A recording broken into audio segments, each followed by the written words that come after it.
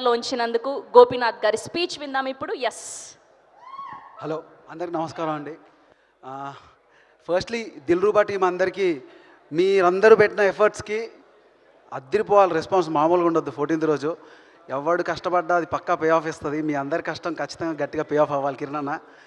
తర్వాత సమ్మతమే అయిపోయిన తర్వాత ఇప్పటికి కూడా నేను 2 కథలు రాసుకుంటూ కష్టాలు పడుతూ తిరుగుతూ ఉన్నాను. ఈ ప్రాసెస్లో చాలాసార్లు ఆయన పిలవడము, ఏం కష్టాలు పడుతూ నా కష్టాలు చెప్పకుండానే పాపం అర్థం చేసుకొని ఎక్కడ బాధలు పడుతున్నాడో ఏంటో అని చెప్పి ఎన్నోసార్లు కిరణ్ అన్న నా దగ్గర 2 స్టోరీలు ఉన్నాయిరా చెప్పు ఏం కష్టాలు పడతావు అని చెప్పి అడిగిన మూమెంట్ ఉంది. అదైనా మంచితనం.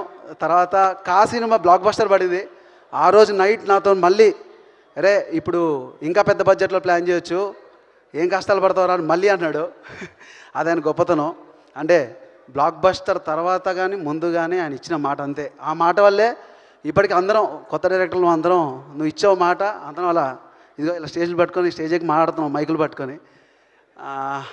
అంటే ఇదంతా ఎందుకు చెప్తున్నానంటే ఇప్పుడు ఈ దిల్రూబాలో ఎక్స్ వచ్చి ప్రజెంట్ని సెట్ చేస్తున్నట్టు నా పాస్ట్ నేను ప్రజెంట్లో పడే కష్టాలు అన్నీ చూసుకొని నా ఫ్యూచర్ని సెట్ చేయాలనుకుంటున్నాడు. Thank you so much Kiran అన్న. నువ్వు నీలో ఉన్నందుకు చాలా వెరీ వెరీ థ్యాంక్ యూ. తర్వాత నేను ఆయన్ని చాలా దగ్గరగా ట్రావెల్ చేస్తున్నాను అనమాట. అంటే నేను షార్ట్ ఫిల్మ్స్ నుంచి ఆయనతో ట్రావెల్ చేస్తున్నాను. ప్రతి సినిమాతో చాలా క్లోజ్లీ అసోసియేటెడ్ ట్రావెల్ చేస్తూనే ఉన్నాను. చాలామంది హీరోలు అయిపోతారు అంటే అందరికీ ఒక క్వశ్చన్ ఉంటుంది, ఎలా ఈయన ఇంత స్పీడ్గా సినిమాలు చేస్తున్నాడు, ఎలా ఇప్పుడు 10th ఫిలిం ఇది ఎలా ఎలా ఎలా అంటే నేను చాలా సీరియస్గా ఏంటంటే సింపుల్గా చెప్తున్నాను. ఆయనకి ఎవరు మెసేజ్ చేసినా ఎవరైనా అప్రోచ్ అయినా రెస్పాన్సివ్ ఉంటాడు. అది చాలా ఈజీ, కానీ ఎవడు చేయలేడు, అంత ఈజీగా చేయలేరు. తర్వాత కథ నచ్చిందా రెస్పాన్సిబుల్గా ఉంటాడు. అది కూడా చాలా ఈజీ, కానీ అస్సలు అందరూ ఈజీగా చేయలేరు. ఇవన్నీ నిజాలన్నా పొగుడుతున్నట్టు ఉంటుంది. ఎప్పుడు అంతే పొగడాలనుకోలేదు, కానీ ఏమైపోయిందంటే ఈ నిజాలు చెప్పకపోతే దారుణంగా తయారవుతున్నారు బయట. ఏందన్నా అసలు 10 సినిమాలు చేసి ఇప్పటికీ ఫస్ట్ సినిమా వదులుకున్నట్టు అంటే ఒక ఫస్ట్ సినిమాకి ఎంత తాపత్రయం ఉంటుందో ఎంత తపన ఉంటుందో దగ్గర నుంచి చూస్తా.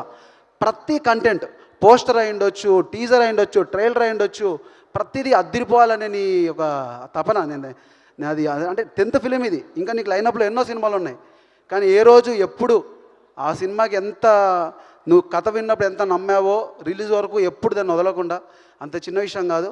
తర్వాత మేము థీమ్ చెప్పినప్పుడు నువ్వు ఇచ్చే ఎనర్జీ, ఎవరు వచ్చి చెప్పినా నువ్వు ఇచ్చే ఎనర్జీ, ఆ ఎనర్జీ వల్లే మేము ఇంకొంచెం బెటర్గా పర్ఫామ్ చేయగలుగుతాం.